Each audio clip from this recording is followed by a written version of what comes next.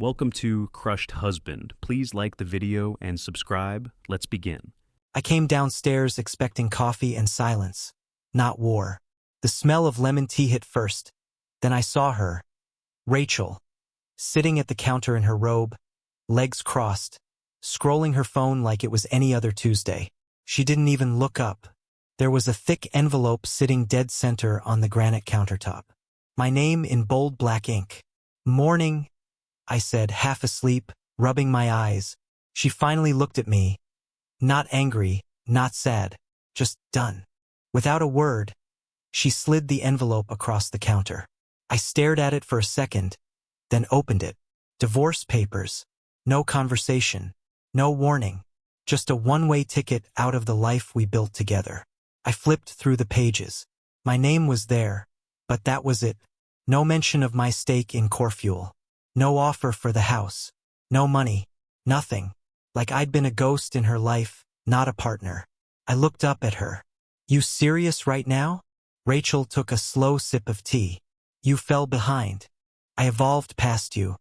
I felt the floor tilt. What the hell does that even mean? She shrugged, still scrolling. I outgrew you. Business. Life. All of it. I stood there, heart pounding, eyes burning. I built Courtroom with you. Every class, every launch, every goddamn email campaign. You helped, she said, like I was some intern who handed her a stapler once. I had stayed up night after night editing her videos, driving her to pop-ups, designing the first damn logo in Canva on a 5-year-old laptop. I was the one who figured out the back-end systems, the order logistics, the brand contracts. She had the face, sure, but I was the engine. And now she was cutting me out like a useless limb. Quick note. Before listening, share which city or country you're watching from. She got up calmly, walked over to the sink, and rinsed her cup. Her robe brushed against my arm. You'll be fine, she said. You always land on your feet. I didn't move. My hands were clenched, the envelope shaking. She didn't hug me, didn't even look back. Just grabbed her keys and walked out the door. I stood in the middle of our spotless kitchen, the air thick with peppermint oil and betrayal. I looked at the empty chair where she'd just sat, the cooling tea still steaming faintly. Everything around me felt fake.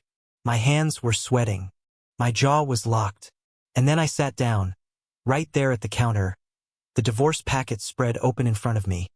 Shock wrapping around my spine like ice, while anger simmered right underneath, waiting.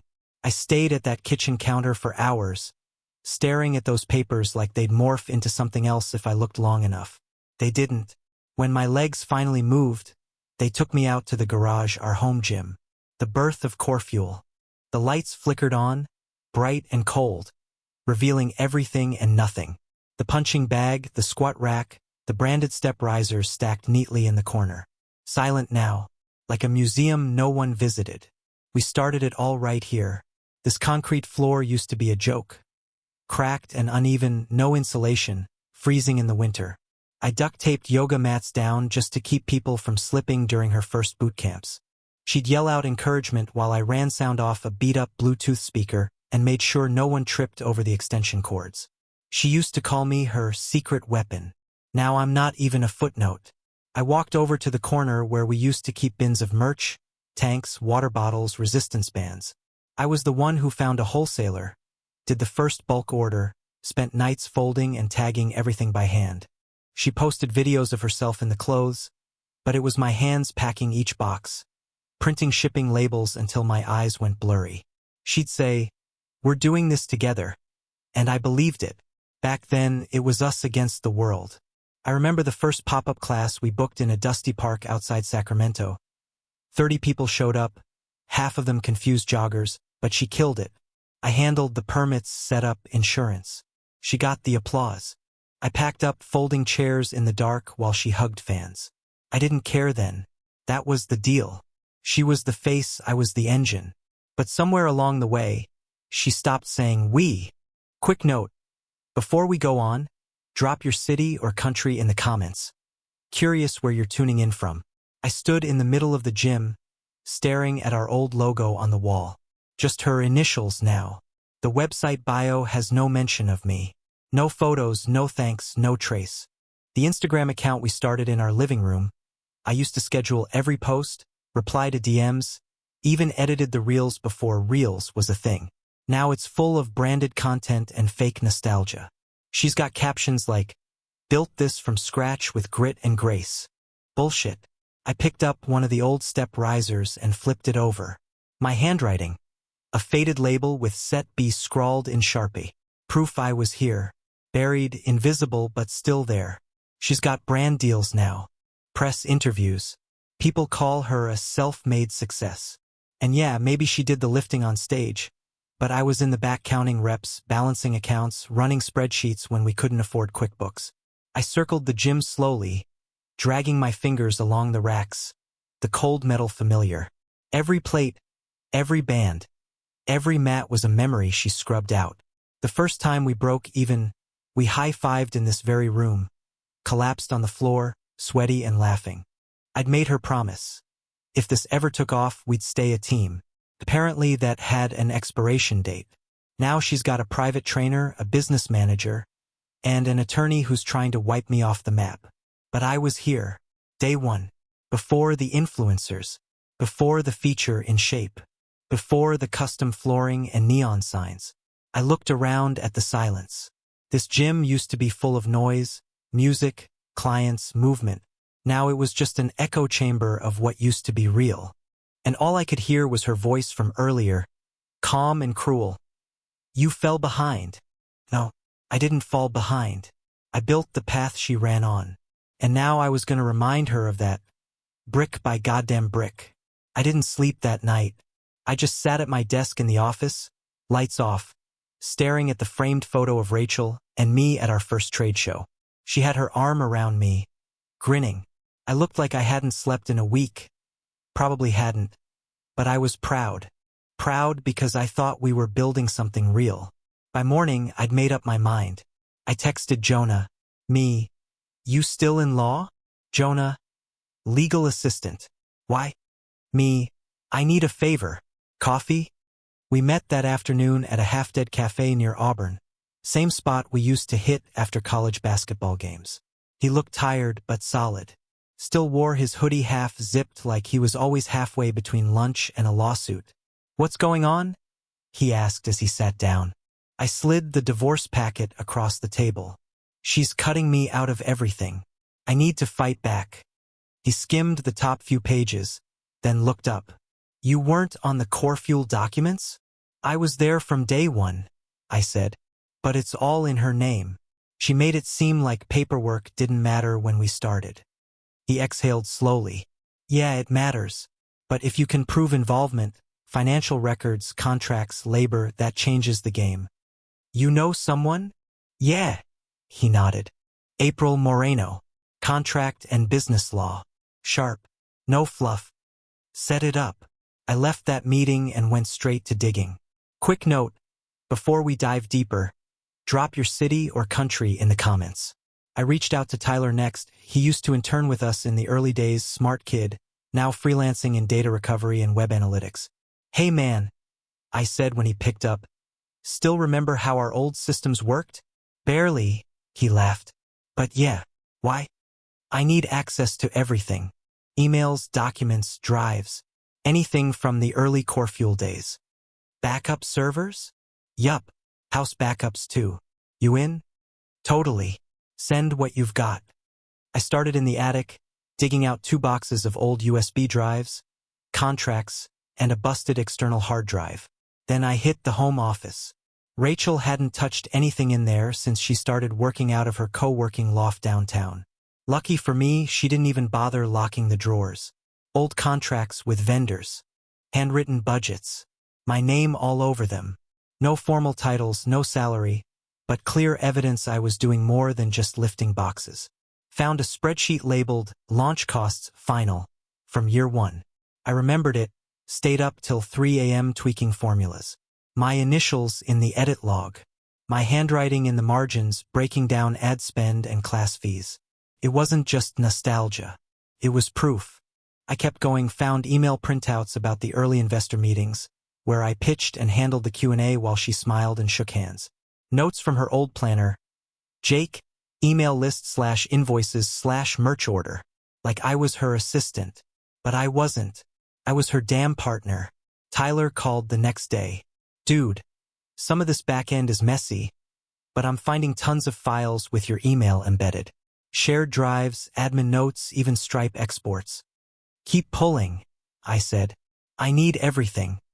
By the third day, I had a growing stack of documents that showed, plain as day, I wasn't just helping. I was building. And that was when it hit me. I didn't want half out of spite. I wanted recognition. Legally. Publicly. Because she didn't build Courtroom alone. I made this brand just as much as she did. And now I was going to prove it. I cleared the dining table, laid out every doc, spreadsheet, and receipt I dug up, and didn't leave that spot for 3 days. Barely ate. Didn't shower. My brain was wired and burning. The deeper I went, the more it stank. At first, I was looking for proof of my role in the business. But buried in old QuickBooks exports and archived PDFs, I started seeing patterns that didn't sit right. Duplicate vendor invoices, same service, same amount, processed twice, months apart. I cross-checked with our old purchase orders. Some of those services never even happened. Then there were the refunds, fake ones. Rachel refund, $3,200. Event overcharge. Client adjustment, $5,000. Class cancellations. Thing is, we didn't cancel any of those events. I would have remembered. One name kept showing up in the memos, Fitwell Strategies. Payments ranging from a few hundred to a few thousand, spread across 3 years. Always marked as vendor services or consulting. Except there was no vendor named Fitwell. Not in our files. Not in our CRM. Not in our original launch partner docs. I Googled it. Nothing. No website. No business registration. Just a hollow shell. I called Tyler. Hey, I've got something weird. Fitwell Strategies. Ever seen it?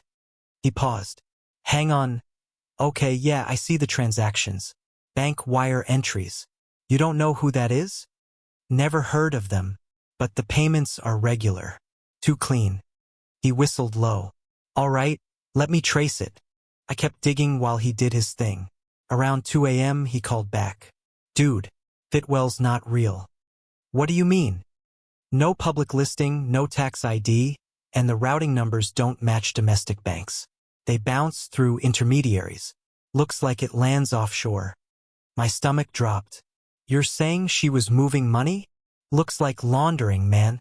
And it gets better. You ready? Hit me. The payments eventually land under a different name. Dane Hill. That one punched me. I remembered the name. She mentioned him once, years ago. Said he was an old trainer she almost brought on during the expansion. Said he ghosted the contract. Now he was showing up in her books, cashing thousands under a fake LLC. Quick note. While you're listening, drop your city or country in the comments. Who is this guy? Tyler asked. I didn't answer right away. My brain was running through everything. Every time Rachel said she needed me to clean up the budget. Every time she told me not to worry about certain charges. That her accountant had it handled. I'd been the cover. The front-facing neat freak who made the books look good while she was funneling cash out the back. She used me, I said. I kept it all tidy so no one looked closer. Jake, this is serious, Tyler said. You gotta talk to someone. I already am, I muttered. After we hung up, I printed every relevant ledger and marked each Fitwell payment with red Sharpie. Then I highlighted the consulting notes tied to Dane. The file grew heavier with every page. I could see the structure now, small, frequent payments, spread across branches, labeled clean, memos vague enough to blend. It wasn't sloppiness. It was strategic. Rachel wasn't just erasing me. She was running a goddamn operation. I checked my email archive. Found a trail from 2 years ago when she said we didn't have the budget to hire a second trainer. Guess who she did have the budget for? Dane Hill. And the worst part? I remembered helping her backdate a refund form once. She claimed the event center double billed. I believed her. Printed the revised doc myself. I stared down at the pages on the table. My name was on half the reports. Not just as a contributor, as the one who signed off. She made me complicit, and I didn't even know. But now I did, and I wasn't about to stay quiet. I didn't waste time. The next morning, I loaded everything, bank statements, printouts, payment logs, into a cheap black briefcase and drove to April's office. Her firm sat in a plain brick building behind a dry cleaner and a vape shop. Nothing flashy. I liked that. She waved me in without small talk, motioned to her desk. You said you've got documents? Yeah, a lot. I dropped the case and started laying out files. It took 20 minutes just to walk her through the highlights: Fitwell, Dane Hill, the refund games. She flipped through each page, eyes narrowing. Jesus, she muttered. How long was this going on? 3 years, maybe more. She leaned back. This isn't just shady business. This is fraud. Possibly money laundering. Definitely tax evasion. I stared at her. So we're not just talking divorce court. No, she said flatly. This could go federal. Her phone buzzed. She checked it, frowned. Rachel's legal team just emailed again. New settlement offer. They're pushing hard. Tone's gotten weird. Weird how? Urgent. Too generous. Like they're trying to bury something. I nodded slowly. They're scared. She didn't argue. Quick break. Before we keep going, comment below where you're watching from. I drove home running on caffeine and adrenaline. Sat at my desk, rereading every file like I'd missed something. Around 11, my phone rang. No caller ID. I answered. A male voice. Low. Steady. You need to drop this. Click. I sat frozen for a beat, staring at the screen. No number. No voice I recognized. I called April. She picked up fast. What's wrong? I just got a call. No ID. Guy said I need to drop it. Then hung up. Jesus. That's witness intimidation. Document it. Save the call log. I emailed her the screenshot, then sat in the dark for an hour, hands clenched, mind racing. Next morning, I tried to check my bank account, locked. Flagged for suspicious activity. The screen read. I called the bank. After 20 minutes on hold, a rep told me someone had attempted a series of password resets overnight. Then a login from an IP in the Caymans. Are you currently in the Cayman Islands? She asked. I nearly laughed. No, I'm in goddamn Placer County. She froze. We'll escalate this immediately. I hung up and called Tyler. He answered on the second ring. You good? No. Bank account's frozen. Someone tried hacking it last night. He went quiet. What? I was gonna wait to tell you. But screw it. I grabbed coffee yesterday. Guy in a gray SUV followed me halfway home. Didn't turn off till I pulled into a gas station and stared him down. My stomach flipped. License plate. Blurry. But I got a partial. Sending it now. Something had shifted. It wasn't just about leverage anymore. They were trying to rattle us. Hard. I spent the next few hours printing everything. One full copy of every document I had. Photos, notes, contracts, payment trails. Went to the hardware store, bought a fireproof lockbox, brought it home, and shoved the whole stack inside. Locked it, buried it under the floorboards in the guest room closet. Then I sat back, heart pounding, sweat cold on my back. This wasn't divorce anymore. This was criminal. And I was sitting on the fuse. I was still sitting on the edge of the bed, staring at the locked box like it might explode, when Jonah texted me. Jonah, got something. Parking lot behind the old DMV. 20 minutes. Come alone. He'd never texted like that before. Not even in college when we were hiding weed in his dad's garage. I pulled up to the cracked asphalt lot, windows up, engine running. Jonah was already there, leaning against his beat-up Toyota with a manila folder clutched tight in one hand. He didn't wave, just walked to my window and knocked. I rolled it down. He dropped the folder onto my passenger seat. You didn't get this from me. What is it? Maya Alvarez, Rachel's old ops assistant. I froze. She disappeared last year. Rachel said she moved to Texas. Jonah smirked. Yeah, well, turns out Maya's been watching. and she's pissed. I opened the folder. Inside was an affidavit, typed, notarized, detailed. Every word hit like a punch to the ribs. She outlines fake vendor quotes Rachel used to inflate costs, Jonah said, voice low. Then pocketed the difference through shells. Fitwell, Corege, Motionform, all of them fake. Jesus Christ. She names Dane Hill too. Says Rachel brought him in as a consultant while they were sleeping together. Says he helped create the paper trail to launder it. She was screwing him? Jonah nodded. Affair started before the San Diego expansion, while you were managing the NorCal ops. I gripped the steering wheel to keep from shaking. She used Maya to manage the fake vendors, he added, until Maya caught on and pushed back. That's when Rachel shoved her out. She said she left for a better offer. She left to avoid prison. I flipped another page, screenshots of internal emails. Rachel approving inflated quotes. Dane replying from a burner account. Maya asking questions. Rachel telling her to keep her lane. Quick pause before I go on. Let me know where you're watching from in the comments. I looked up at Jonah. You sure this is legit? April already vetted it. Checks out. I stared at him. So what now? He hesitated, then said it. The feds are already involved. What? I talked to April this morning. Turns out Maya wasn't the only one. A former Courtroom client submitted a complaint 6 weeks ago. IRS flagged a tax irregularity. FBI looped in last week. I leaned back against the seat, heart hammering. She's under investigation. Full scale. Financial Crimes Division. April says they've already started pulling business records. I couldn't speak. Rachel had spent years building this perfect empire. Every ad, every video, every phony girl boss quote. All of it built on stolen money and fake names. And I had been right in the middle of it, wiping the fingerprints off the mess she made. Jonah clapped my shoulder. You're not going crazy. This is real. You were right. That week, Rachel's attorney sent another settlement offer. Bigger this time. Much bigger. House, partial equity buyout, clean closure. April called me the minute it hit her inbox. They're panicking, she said. They think you might have already flipped.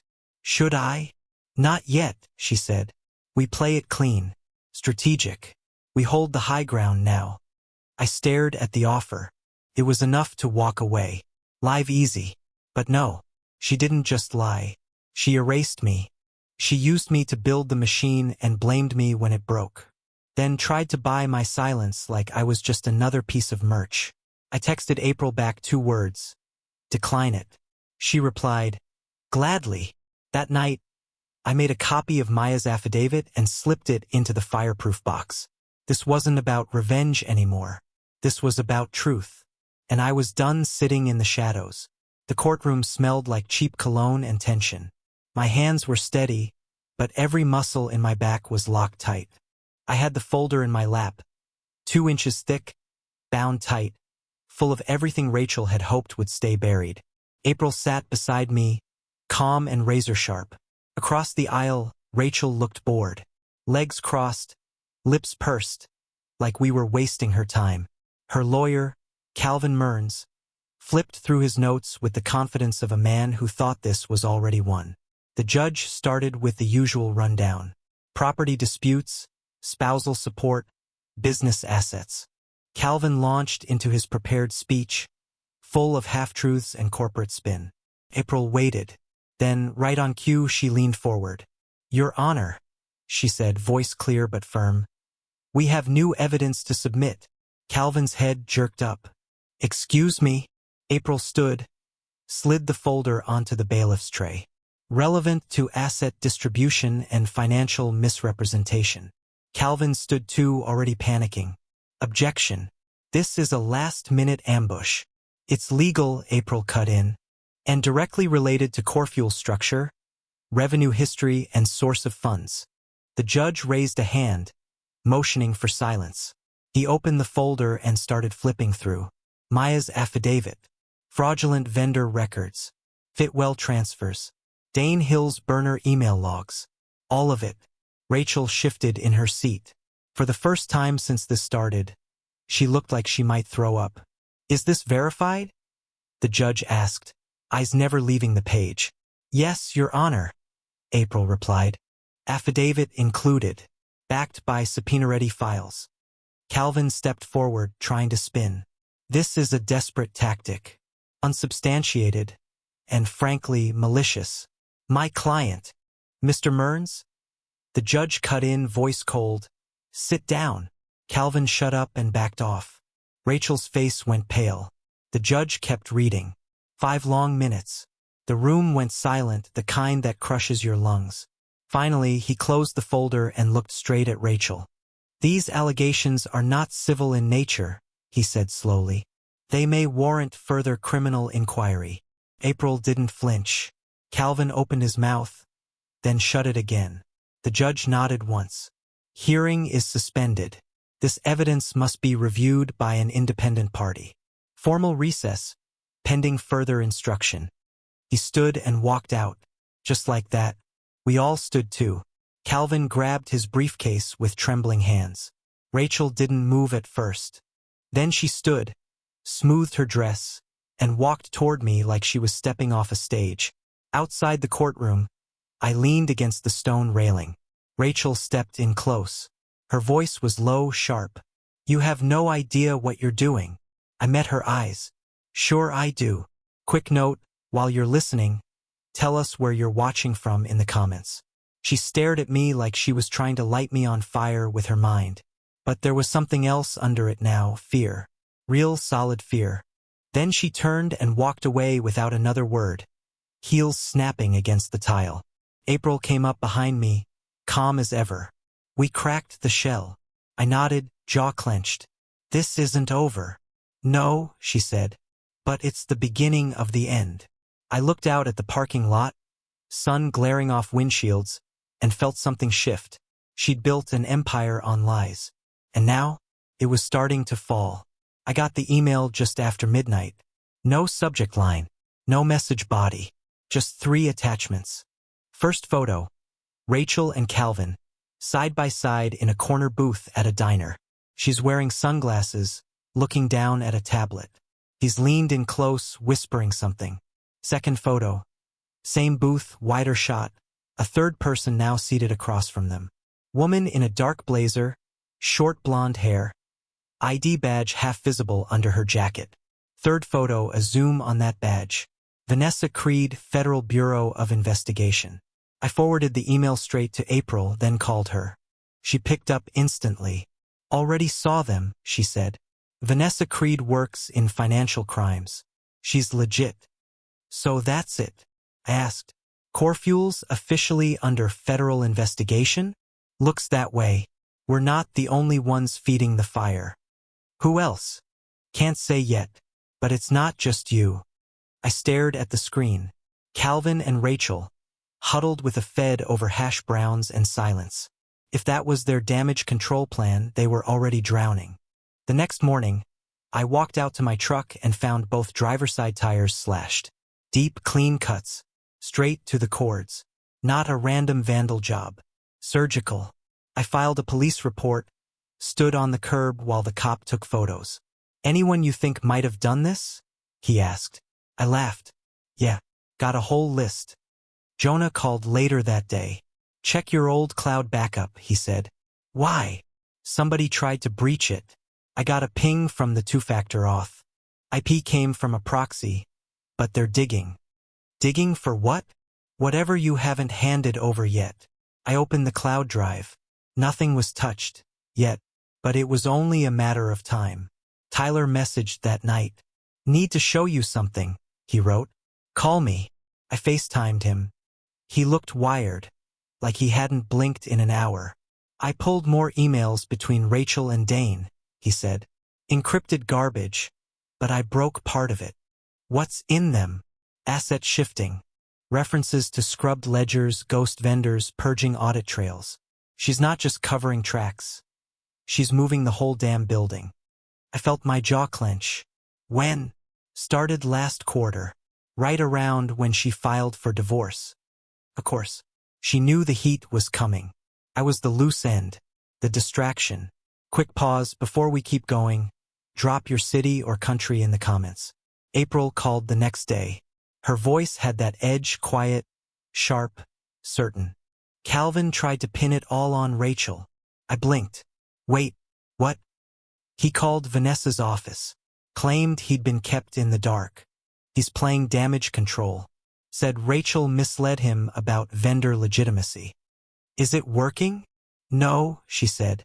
But he's squirming. There's buzz about a possible ethics probe. If the bar catches wind of this, he's toast. Later that night, Rachel made her move. Fired Calvin. It hit the docket as a formal change of counsel. No explanation. Just done. I texted Jonah. Me. Rachel dropped Mearns. Jonah. Knew she would. He's radioactive. The news hadn't gone public yet, but the cracks were spreading. Word was leaking. Courtroom's top regional manager quit without warning. A shipment partner backed out of their next product launch. Someone had tagged their San Diego studio with red spray paint, fake fuel. And Rachel? Silent. No emails. No texts. No threats. Just shadows, rumors, and the slow unraveling of a perfect image. But the silence didn't fool me. She was planning something, and she wasn't done. The courthouse hallway felt colder than usual. I could hear my boots echo off the tile as I walked in, final folder under my arm. Not shaking, not pacing, just moving forward. April met me at the courtroom door. She didn't say anything, just gave a tight nod. She was locked in. Inside, Rachel was already seated. New lawyer beside her. Some clean-cut kid in a $1,000 suit who looked like he'd never argued a real case. She didn't look at me, just stared straight ahead, hands folded, jaw tight. The judge entered. We all stood. April stood again once we were seated. Your Honor, we have one final submission for the court's review. She handed the folder to the bailiff. The room held still. The judge opened it. Page 1. Bank records from Courtroom's international transfers. Routing info linked directly to Dane Hill. Names, dates, amounts. Page 2. Encrypted email strings between Rachel and Dane, timestamped and traced. Full of keywords like offshore, cleanup, holding pattern, investor blind. Page 3. Maya's sworn update, signed, notarized, timestamped 2 days ago. New details. Timeline clarification. List of fake vendors. Page 4. Contracts supposedly from early investors. But the names were forged. April had pulled handwriting analysis. The signatures matched Rachel's. The judge read for what felt like forever. Not a word. Just page after page. Rachel finally cracked. She shifted in her seat, then leaned toward her new attorney. Whispered something. His face turned pale. Is this new? He asked aloud, eyes darting. April didn't flinch. No, sir. It's just the part they were hoping wouldn't come out. The judge closed the folder. These documents, he said, voice level, are no longer simply relevant to divorce proceedings. This material will be turned over to federal prosecutors for immediate review. Rachel's head jerked toward him. This court is not equipped to handle the scope of what's been submitted. Therefore, civil hearings are paused until federal channels conduct their own assessment. Then Rachel stood. Loud. Fast. Unsteady. You don't know what you've done, she snapped. Eyes locked on me. I looked right at her. Yeah, I do. Quick note. If you're still with me, drop a comment and tell us where you're watching from. Behind her, someone stood, Calvin. Back in the gallery. No one had noticed him till then. That evidence is circumstantial at best. He called out, voice hard and desperate. Your Honor, I move to suppress. The judge raised his hand. You are not counsel of record. I still. You will sit down or be held in contempt. Calvin froze, swallowed hard, then backed down and sat. Rachel looked around like she was seeing the room for the first time. No one met her eyes. Court adjourned. The gavel hit. We all stood. Rachel didn't. She sat frozen, hands clenched, eyes full of fury and something else. Panic. I walked out without looking back. In the hallway, April pulled her bag onto her shoulder. "Well," she said, "that'll shake the tree." I nodded. "It's not over." "No," she agreed. "But today, you showed up." I stepped out into the parking lot, sun hot on my neck. The air didn't feel light. There was no victory soundtrack. No crowd. Just a man with sore feet, burned out nerves, and a folder of facts that couldn't be ignored anymore. I didn't feel like a winner. I just felt heard. And for now, that was enough. 1 week later, I was drinking black coffee on the couch when her face showed up on the news. Rachel. Booking photo. No makeup. Blank eyes. Hair pulled back like she'd just stepped out of hell. Former Courtroom CEO Rachel Maddox has been formally charged with wire fraud, tax evasion, and money laundering, the anchor said. I didn't flinch. I didn't cheer.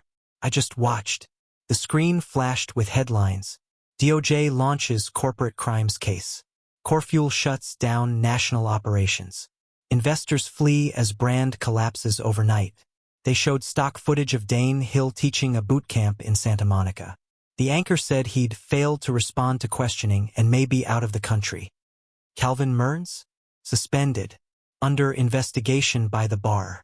Radio silence since the courtroom blowout. The judge's ruling came 2 days after the final hearing. I kept it in a drawer, not because I needed the paper, but because of what it said. Jacob E. Maddox is entitled to equitable interest in Courtroom's formation, growth, and associated intellectual property during its first 7 years. Translation: I was never just support. I was half. I got the house, a fair settlement, piece of what I built, and then I left. Quick note, before I wrap this, tell us where you're watching from in the comments. I rented a small cabin in Maple Shore, 3 blocks from the water. Nobody knew me there. No cameras, no lawyers, no shredded invoices. Just sand, wind, and salt. The first morning, I walked the beach until my legs ached. Saw a guy fishing off a rock ledge and nodded to him. He nodded back. No one asked what I did. No one cared. At night, I listened to the tide roll in, loud and constant. Like it didn't give a damn who had money or headlines or legal teams. I'd spent 15 years being Rachel's gravity. Pulling the weight, staying quiet, never dropping the ball. I was the one who steadied the ship while she sailed off in front of cameras and spotlights.